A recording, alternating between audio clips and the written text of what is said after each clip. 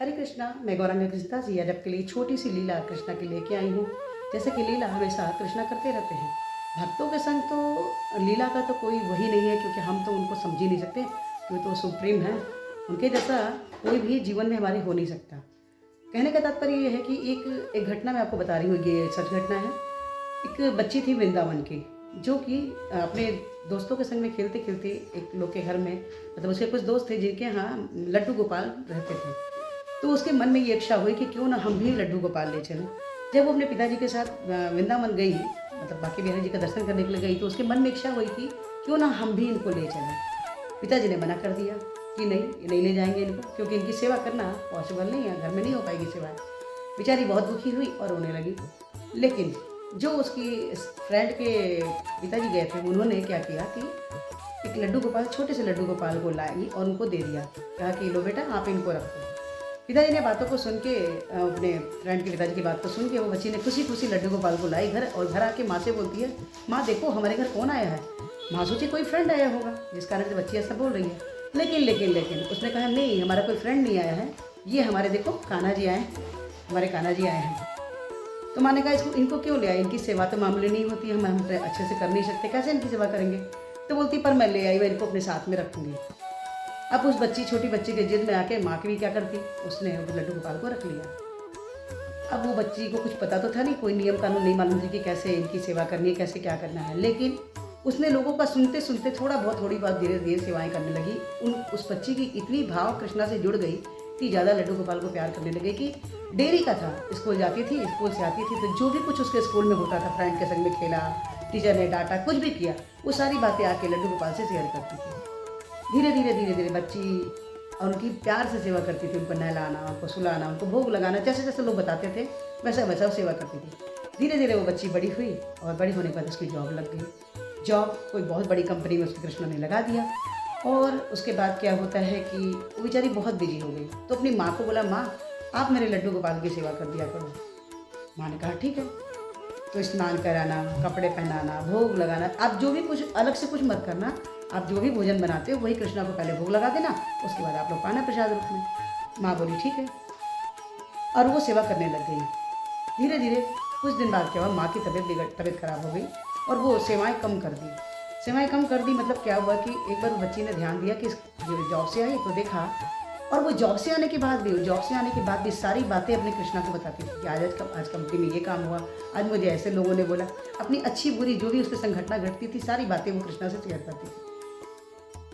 अब एक दिन क्या हुआ, उसने ऑफिस से आई और उस रात वो देर से आई, 10 बजे का टाइम था। आने के बाद उसने देखा कि लड्डू गोपाल थोड़े से गंदे गंदे दिख रहे हैं, मतलब शायद उन्होंने कई दिनों से स्नान नहीं किया था, उनके कपड़े पुराने दिख रहे थे। और वो बहुत देख के बहुत दुखी हुई। अपनी माँ से पूछी, माँ क्या आपने हमारे कान्हा के वस्त्र नहीं चेंज किया, आपने उनको नहलाया नहीं है। तो माँ ने कहा कि बेटा देखो मेरे से इतना नहीं हो पाता, मैं तो पहले ही इनकी सेवा करने के वो थी, मैं नहीं कर सकती इनकी इतनी सेवा। मैं तो बोलती, माँ लेकिन आपको एक ही सेवा तो मैंने बोली थी कि इनकी सेवा कर दो। बोली नहीं मैं नहीं कर सकती। तो उसका फिर मैं इनका क्या करूँ माँ। तो वो बोलती इसको ले जाके तुम यमुना जी में प्रवाहित कर दो, विसर्जन कर दो इनका। माँ को सुन की बात को वो बहुत दुखी होती है और बहुत रोती है, बच्ची बहुत रोती है। और अब उसके मन में ये भावना होती है और बहुत रोने के कारण वो बोलती है कि मैं इनको कैसे प्रभावित करूँ, मैं इतने प्यार से इनको लाई थी, इतने दिन से ये मेरा साथ दे रहे थे, पर इनको मैं कैसे विसर्जन कर सकती हूँ। लेकिन क्या करूँ, माँ इनकी सेवा नहीं कर सकती और मैं तो घर में रहती नहीं हूँ कि मैं इनकी सेवा कर पाऊँ, इनको ऑफिस ले नहीं जा सकती। ऐसे भाव उसके मन में आए और वो कान्हा जी को एक छोटे से डलिया में रख के, उनके वस्त्रों को लेके बहुत दुखी होकर यमुना जी जाती है। और जाके वो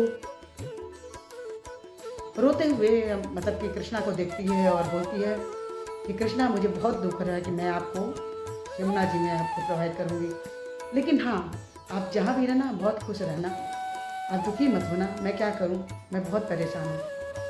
ये सोचते हुए उसने राधा रानी से रिक्वेस्ट किया कि राधा रानी महारानी लाडली, आप मेरे कान्हा जी की रक्षा करना, जहाँ भी हों जैसे भी हों आप इनका ख्याल रखना, क्योंकि आपको पता है कि मेरी परिस्थिति कैसी है, मैं बहुत परेशान हूँ, मुझे समझ में नहीं आ रहा। ऐसे करके वो लड्डू गोपाल को जैसे ही हाथ में लेके जल में प्रवाहित करने को सोचती है कि तब से एक पीछे से एक हाथ आता है।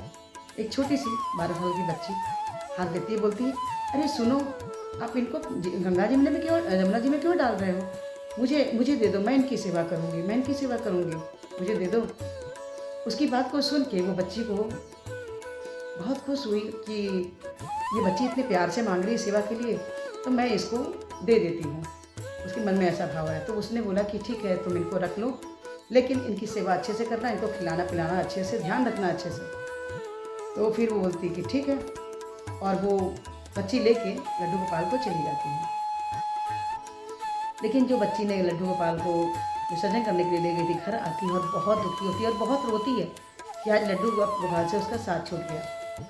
लेकिन उसको ये भी संतोष था कि कम से कम वो बच्ची मिल गई जो उनकी सेवा करने के लिए बोली। अब वो जब रात में लेटती है तो उसे ये बुरा लगता है कि पता नहीं हमारे लड्डू गोपाल की वो अच्छे से सेवा करेगी कि नहीं, वो कुछ खिलाएगी कि नहीं, उनको नहलाएगी कि नहीं, उनका भोग कैसे लगाएगी, क्या करेगी।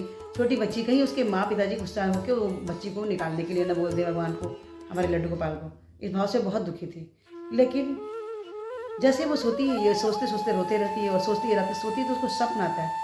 वो सपन में देखती है वो बच्ची आके सामने खड़ी होती है और तुरंत राधा रानी का स्वरूप बनती है और बोलती है कि तुम क्यों दुखी हो, तुमने ही तो मुझे बुलाया था ना कि मैं लड्डू गोपाल की सेवा करूं, तो मैंने उनको ले लिया और मैं उनकी लड्डू गोपाल की अच्छे से सेवा करूंगी, तुम निश्चिंत हो जाओ, मैं तुम्हारी परिस्थिति जानती हूँ।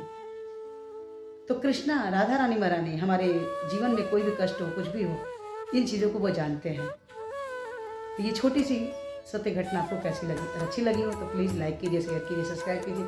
और इस वीडियो की तरफ हमारी विनम्र प्रार्थना है कि हमारे पुरुतीय चर्च लप्रपाद में हरे कृष्ण महामंत्र जपने के लिए बोले हैं, जो कुछ इस प्रकार से है। हरे कृष्ण कृष्ण कृष्ण हरे हरे, हरे राम राम राम हरे हरे। तो हरे कृष्ण महामंत्र जपिए और कृष्णा के सबसे प्रिय बच्चे बन जाइए। अगर एक माला जपते हैं आपको अच्छा लगता है तो 2 से 4, 4 से 8, 8 से 16, जैसे 16 माला जपते हैं आप कृष्णा के सबसे प्रिय बच्चे बन जाते हैं। तो आप प्लीज़ इसको अपने जीवन में अप्लाई कीजिए और अपने जीवन से, भौतिक जीवन में जो भी कष्ट आ रहा है उससे दूर होइए। और एक वीडियो के थ्रू मैं छोटी सी बात बोलना चाहती हूँ कि अगर आपको